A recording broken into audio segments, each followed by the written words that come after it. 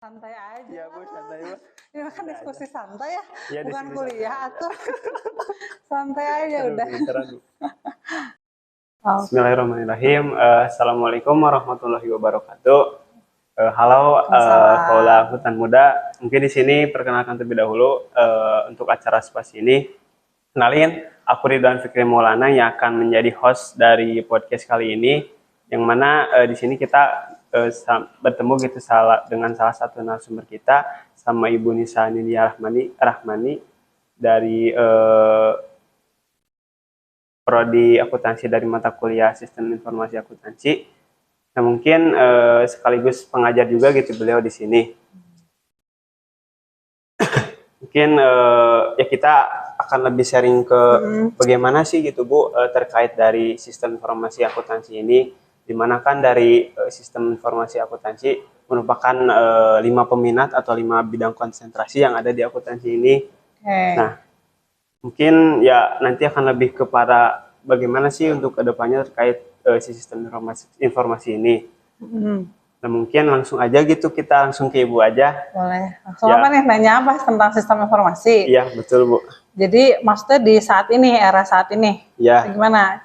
Nah, era saat ini sebenarnya kan sistem informasi itu kan sangat melekat ya dengan sistem informasi akuntansi, itu sangat melekat di bidang pekerjaan kita gitu ya. Jadi kalau dulu ya era 90-an itu, ya era 90-an 80-an tuh masih ya sistemnya Excel lah ya. Jadi dia masih manual. Excel itu kan meskipun kita sudah menggunakan makro ya, rumus makro gitu sampai di automatic bisa reporting, tetap aja manual. Tapi kan sekarang sudah banyak dihadirkan ya aplikasi-aplikasi akuntansi ya, kayak Zahir, contohnya Accurate, terus Mayop, apalagi Jurnal ID, itu kan salah satu aplikasi kan, terobosan aplikasi yang memang harganya lebih murah ya, lebih affordable dan banyak dipakai di UMKM. Nah, itulah pergeseran-pergeseran yang sampai saat ini kan kita sudah masuk revolusi industri 5.0. Nah, itu kan berarti ya menuntut para akuntan tuh memang harus terbiasa dengan sistem, karena bukan hanya menjurnal lagi. Sekarang ini sudah gimana kita menganalisa, jurnal mah sudah otomatis di sistem sekarang, tapi bagaimana kita menginput datanya benar, kemudian kita menganalisa hingga laporannya, outputnya juga bisa dipercaya gitu, bisa diambil keputusan dari sana gitu. Iya Bu. Nah, mungkin ya itu salah satu pembuka gitu ya. Secara general gitu bahwasanya untuk di zaman sekarang pun akuntansi bukan hanya terkait manual juga gitu. Justru adanya sistem informasi itu lebih ke mengikuti perkembangan zaman juga gitu. Pun gitu aku sebagai dari mahasiswa juga mengetahui gitu akan terkait dari sistem informasi ini yang mencakup terkait informasi-informasi dari akuntansi secara dasar gitu atau pada umumnya. Tapi kalau untuk lebih mengkerucut lagi gitu Bu, kayak ada apa aja sih atau mencakup apa aja gitu Bu terkait dari sistem informasi ini gitu. Oke. Kalau kita bedah nih ya, bedah sendiri nih. Pengertian sistem informasi akuntansi itu kan adalah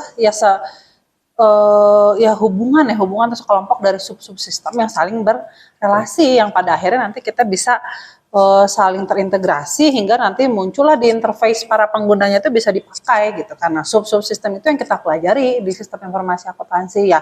Baik itu contohnya di perusahaan manufaktur atau trading kan pasti ada bagian penjualan. Berarti kita belajar subsistem penjualan, belajar prosedur penjualan, pembelian, terus apa lagi? Dan itu apa lagi? Persediaan, produksi kan, pelaporan keuangan, SDM gitu kan. Nah, ketika sudah saling terintegrasi ya akan menghasilkan output yang berguna kan nantinya dipakai oleh perusahaan gitu. Nah, kan tadi udah dijelaskan gitu mencakup dalam ada penjualan, terus ada juga produksi dan yang lain sebagainya gitu. Nah, itu tuh bergunanya gitu untuk apa aja gitu sih Bu? Oke, sekarang gini deh, kalau misalnya di perusahaan kita tidak memahami misalnya siklus penjualan gitu, jadi orang akuntan ini pada saat dia terjun sebagai praktisi gitu ya, entah kalian nanti mau di pajak atau misalnya mau di audit, mau apalagi ada penjurusannya akuntansi manajemen gitu ya, ada keuangan juga. Keuangan gitu kan. Pada akhirnya sebelum kita memahami memahami ya siklus siklus keuangannya, ya kita harus pahami dulu proses bisnisnya kan. Proses bisnisnya dari mana sih? Dari SOP-nya kan, dari SOP-nya, dari flowchart-nya. Kita mau apa? Misalnya kita mau pembukuan pajak, pelaporan pajak. Pelaporan pajaknya kan transaksinya apa aja kita harus tahu. Sebelum kita tahu transaksinya apa aja, balik lagi prosedurnya gimana, prosedur penjualannya, pembeliannya, returnya, misalnya produksinya gitu kan. Penjualan kaitannya nanti sama PPN kan.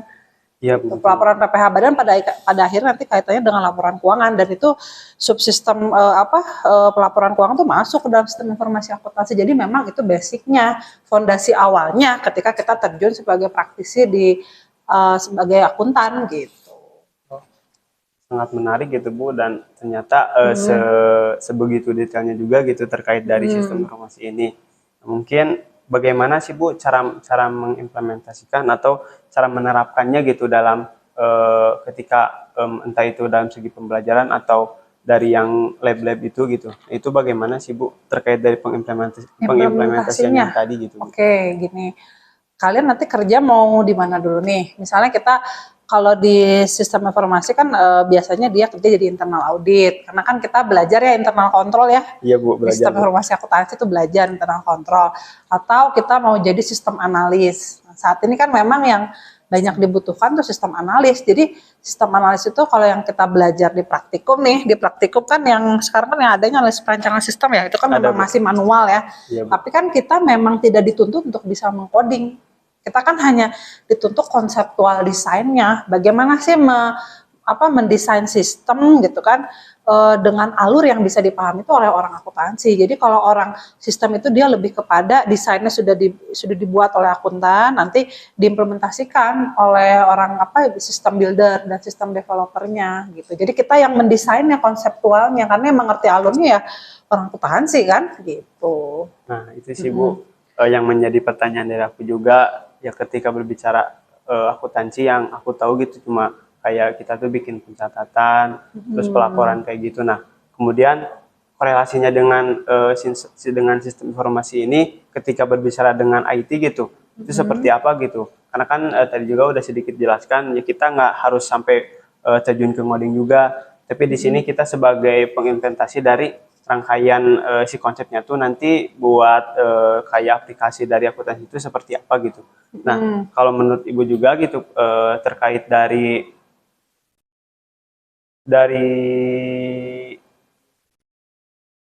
apa maksudnya dari adanya akuntansi yang aku tahu itu hanya sekedar pencatatan, terus ketika dihubungkan atau berkorelasi dengan sistem informasi yang notabene lebih ke IT itu gimana gitu Bu? Oke, jadi memang ya pandangan itulah yang anak-anak juga kadang, aduh berat nih kalau masuk sistem, kita harus ini enggak Bu, merunningkan sistem gitu. Ya enggak, sebenarnya ada juga sih anak-anak yang memang dia paket lengkap gitu ya, dimana kalau misalnya kita ngerti alurnya gitu ya, ngerti bagaimana cara meng-create alur sistem dan mendesain sistem yang baik, dan juga dilengkapi dengan dia bisa mengcoding, itu paket lengkap sih menurut saya. Jadi dia bisa merunningkan sistem tanpa membutuhkan support yang lain gitu ya. Tadi kan contohnya sistem desainer sama sistem developer.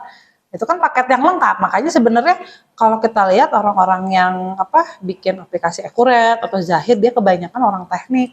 Tapi yang mensupport behind the scene dialah yang mensupportnya orang akuntansi. Memang yang harus ngerti ya alurnya orang akuntansi gitu. Tapi yang meng-create-nya ya biasanya orang-orang IT. Nah kalau mereka bisa mengcoding itu mah paket lengkap sih gitu, paket lengkap buat saya mah gitu. Jadi ya nggak usah takut gitu. Jadi bagaimana mengkorelasikannya kan pada akhirnya nanti penjualan, pembelian gitu. Misalnya produksi, persediaan, pada akhirnya kan dia angkanya itu kan harus disajikan dalam laporan keuangan.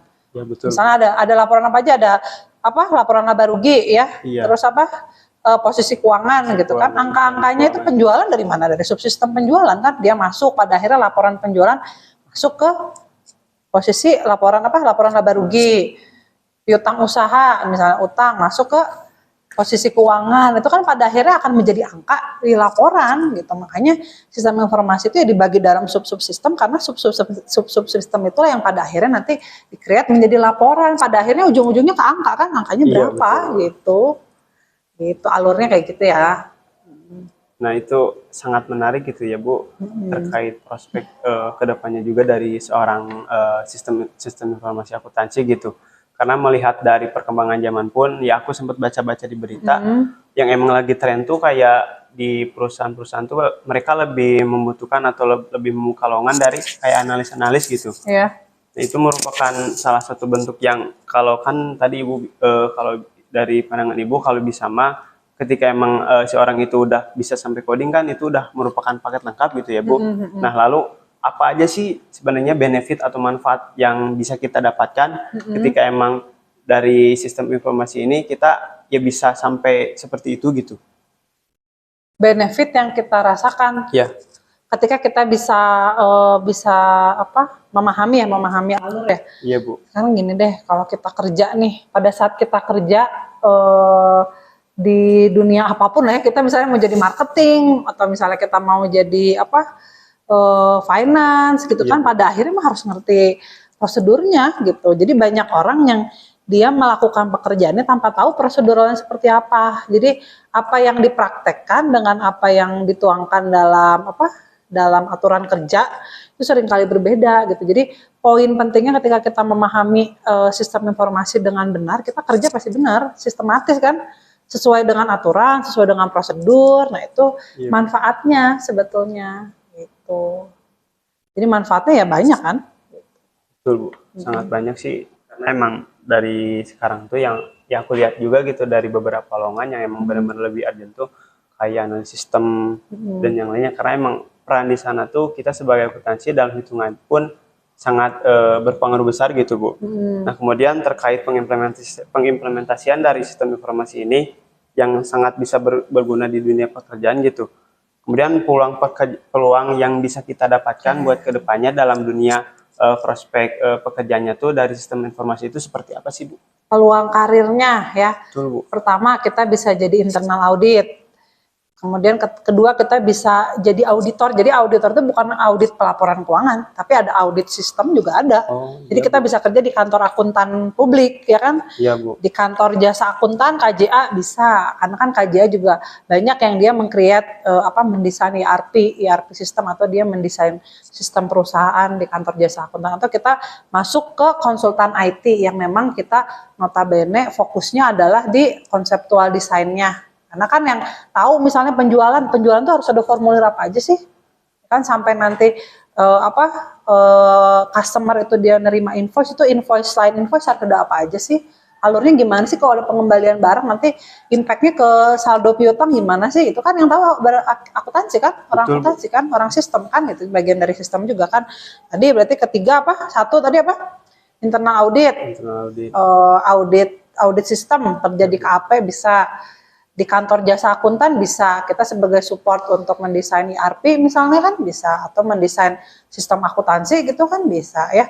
Tiga, terus yang keempat kita bisa kerja di konsultan IT kan, yang paling empat, dan di perkantoran juga bisa kita kan gitu, sebagai supporting IT-nya kan bisa. Iya Bu. Nah sebenarnya itu sih yang benar-benar aku sayangin gitu. Ketika melihat sekarang para mahasiswa terkhusus di akuntansi, karena ya aku pun suka nanya-nanya gitu Bu, suka nanya-nanya iseng gitu ke kating-kating, gimana sih kalau yang mereka ambil skripsinya terkait sistem informasi itu suka banyakan atau tidak, tapi yang melihat secara data di lapangan sedikit gitu Bu. Nah kenapa sih hal itu bisa terjadi ketika kalau melihat prospek luang ke depannya tuh emang benar-benar besar gitu. Kalau menurut pandangan dari Ibu sendiri gitu, kenapa pada akhirnya ketika sekarang berbicara konsentrasi dalam bidang sistem informasi ini tuh kenapa sedikit gitu? Apakah emang benar-benar susah atau apa gitu Bu? Oke. Jadi ini balik lagi ke mahasiswanya, jadi banyak yang mungkin karena temannya inginnya lebih.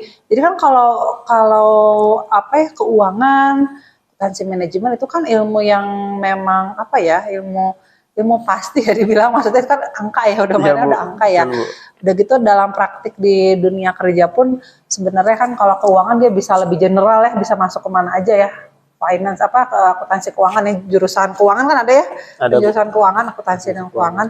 Itu kan lebih general ya, mungkin mahasiswa pengennya atau pajak gitu misalnya kan lebih yang memang bisa aplikatif. Itu kan aplikatif. Tapi kalau sistem itu kan ya kita kalau misalnya skripsi jurusan sistem informasi ya memang harus ranahnya ke arah sistem aja gitu. Tapi kalau keuangan kan judul-judulnya lebih banyak gitu kan. Tapi justru itulah ketika kita meneliti ya, melakukan penelitian atau skripsi yang memang jarang diminati orang, justru akan lebih cepat proses approval nantinya kalau kita memasukin ke Sinta atau misalnya ke Scopus gitu.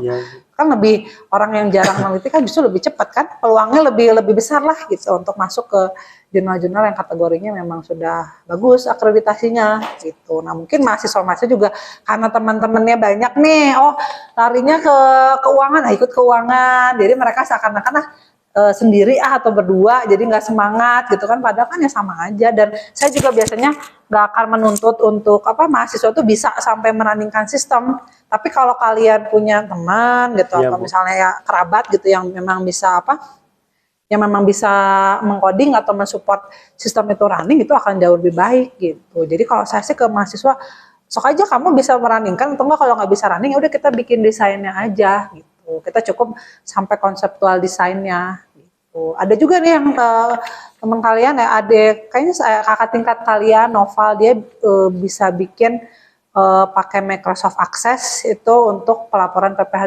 21.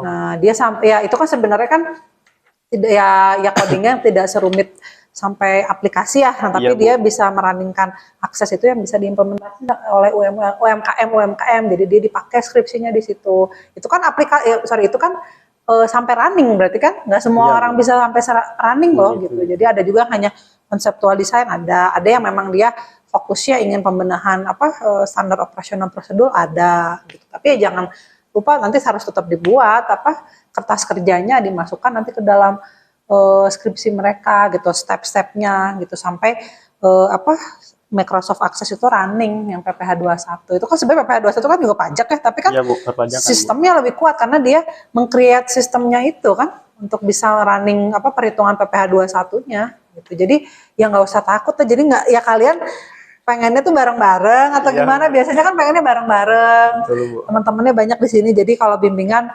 pengennya gerombolan gitu kan, ya itu mah balik lagi lah ke perorangan gitu kalau saya mah gitu. Tapi melihat fenomena yang ketika konsentrasinya pada ngambilnya sedikit itu Bu, itu seperti apa gitu. Terus emang ada sebuah kebijakan dari Prodi nggak? Maksudnya ada batasan gitu kalau untuk si yang ngambil konsentrasi dari sistem informasi itu harus 10 orang atau berapa gitu? Oke. Jadi memang kemarin tuh sempat ada yang dipindahin dari konsentrasi sistem karena mungkin keterbatasan SDM-nya juga. Jadi kan memang dosen sistem kan sedikit ya. Iya Bu. Nah kalau peminatnya banyak, nanti yang ngebimbing siapa gitu. Permasalahannya kan itu. Nah akhirnya juga yang terpilih jadi hanya 8 apa 6 orang. Padahal yang daftar tuh lebih dari 10 kemarin. Tapi yang diambil ya hanya 6 orang atau 8 orang karena memang keterbatasan SDM-nya. Tapi harusnya nanti ya bisa didiskusikan lagi sama Prodi kalau memang kalian pengen gitu ke sana, ya diusahakan, harusnya bisa nanti gitu. Karena keterbatasan SDM kemarin sih terakhir gitu informasinya dari mahasiswa. Jadi saya tanya kok temen yang kalian siapa Raffi dia kakak angkatan kalian ya. Ya, Bu, nah Bu. Saya milih sistem Bu tapi saya nggak kepilih gitu. Nggak kepilih ya mungkin dibuang, nggak punya ke penjurusan lain ya, mungkin karena keterbatasan SDM gitu. Mungkin ke sana ya arahnya, karena ya ternyata yang daftar lebih dari yang diterima gitu kan. Berarti ada yang disortir ke penjurusan mana gitu. Mungkin gitu ternyata emang ada sedikit kekurangan juga gitu ya Bu dari SDM-nya. Nah untuk kedepannya gitu Bu, apakah emang bakal ada penambahan lagi nggak terkait si dosen dari sistem ini? Karena melihat dari yang tadi pun ya udah mulai si mahasiswa itu udah mulai antusias gitu kepada dosen-dosen dari sistem informasi dan atau karena emang sekarang emang susah juga atau bisa dibilang susah juga dari si dosen sistem informasi ini, makanya langka juga gitu ya langka juga yang melamarnya gitu Bu. Iya, sebenarnya itu tuh udah isu dari dulu. Jadi maksudnya kalau yang sistem informasi itu sebenarnya jarang secara ya dosen juga jarang ada yang minat sebenarnya ke sana gitu ya, karena kan ya mungkin kalau keuangan, pajak itu kan lebih aplikatif ya. Betul, gitu, Bu. Lebih mungkin proyek-proyeknya mereka juga dosen-dosennya banyaknya ke sana, jadi kan lebih sekaligus lah gitu sambil menyelam minum air kan ngajar, tapi praktisinya ke arah sana. Tapi kalau sistem kan rasa-rasanya yang memang ya harus memang orang yang senang sistem gitu. Di Unpad pun dulu saya kuliah dosen sistem itu ya hanya beberapa orang yang memang dia dari dulu kerjanya di kantor akuntan publik dan memang audit sistem, dan jadi memang dia senang gitu sama sistem. Nah memang ya harus senang dulu sih gitu. Kalau dari awalnya memang udah skeptis atau udah deny gitu ya susah gitu. Jadi memang harus banyak update juga gitu kan, karena zaman saya kuliah S1 pun saya nggak pernah diajarin analisis perancangan sistem, DBMS apalagi. Jadi memang universitas yang memang kita sampai ada mata kuliah analisis perancangan sistem dan database management system teh hanya beberapa universitas, termasuk dulu kuliah saya pun nggak ada gitu. Karena apakah memang dirasa SDM-nya kurang atau memang ada peminatnya kurang juga kan, itu kurang tahu ya kalau di yang lain gimana. Cuman di tempat saya pun sama kayak gitu. Jadi ya itu isu yang memang dari dulu ada lah kayak gitu. Oke Bu, nah mungkin ada satu pertanyaan lagi gitu Bu. Ini mungkin lebih ke tips and trick aja gitu Bu. Ketika emang udah ada beberapa dari mahasiswa yang ngambil untuk skripsi dari sistem informasi akuntansi ini, bagaimana sih langkah mereka gitu biar pada akhirnya nggak terlalu stres gitu Bu? Oke. Tips and trick ya. Jadi gini, tips and triknya kalian sebelum ini gini nih, saya justru malah sering woro-woro duluan. Ayo udah pada dapat belum judulnya atau misalnya jurnal-jurnalnya? Harusnya kan mahasiswanya dulu ya. Iya Bu, Bu. Kalau zaman saya kuliah mana ada kayak gitu. Kita yang antusias yang ke dosen boro-boro kita dikasih nomor HP juga nggak harus email.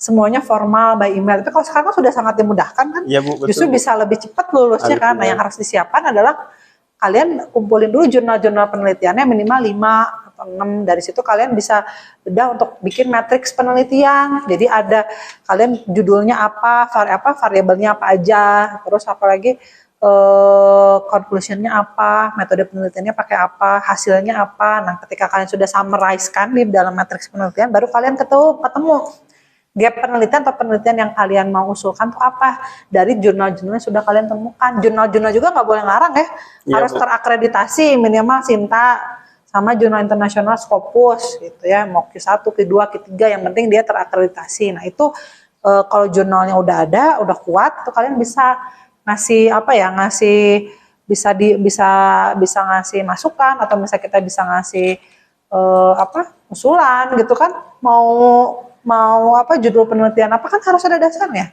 Ya, karena kan skripsi kan kita sebenarnya masih replika ya.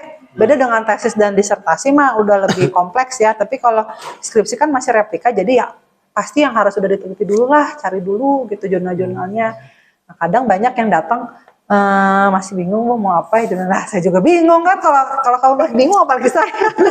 Tapi akhirnya saya bantu, sok coba kamu bisanya apa, nanti kalau bisa sok cari dulu jurnalnya satu, udah ketemu yang memang cocok, nanti lanjutin di rumah, bikin matriksnya, bimbingan lagi sama saya. Jadi sebelum bikin bab 1 teh harus sudah kuat dulu matriks penelitian dan jurnal-jurnal penelitiannya gitu sih tipsnya mah. Jadi ya harus sering baca literasi jurnal-jurnal, karena yang akan di-ACC dan nilainya besar pasti yang punya poin yang yang beda dengan yang lain kan, penelitian yang beda dengan yang lain yang ada nilai tambah dibandingkan penelitian-penelitian yang lain. Kalau hanya ganti nama perusahaannya aja atau datanya dong, atau itu mah pasti nanti jadi dicecer sama penguji kan. Iya betul Bu. Jadi memang harus unik mungkin kan gitu, dia penelitiannya harus bagus gitu sih paling.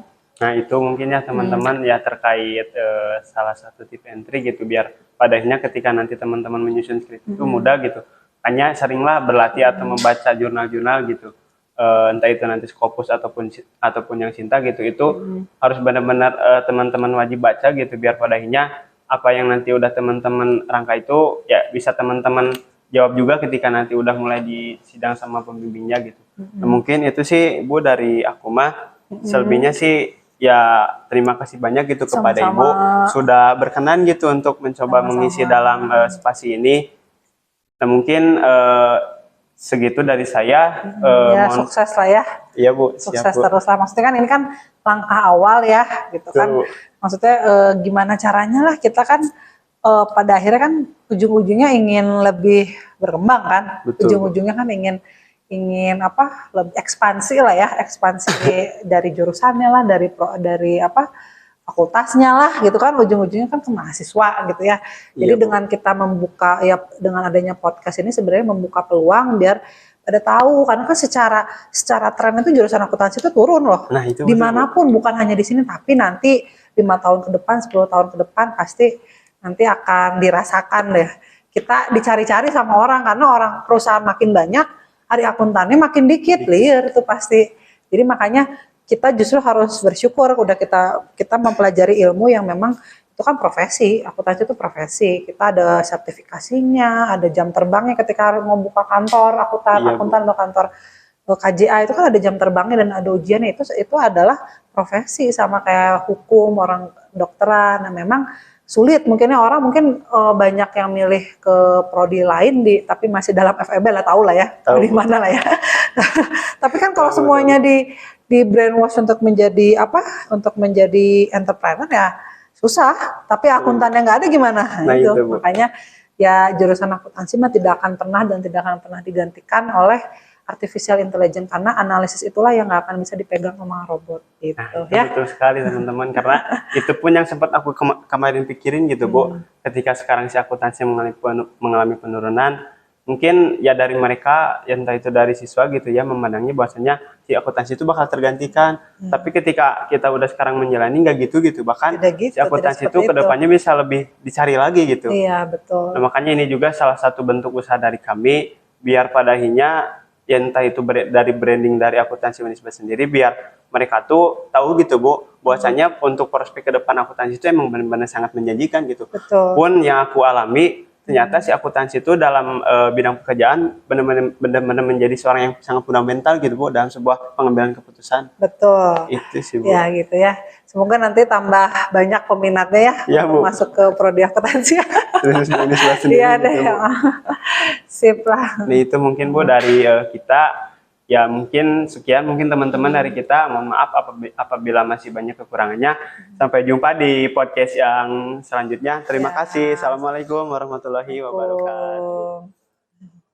Sip, udah lah ya.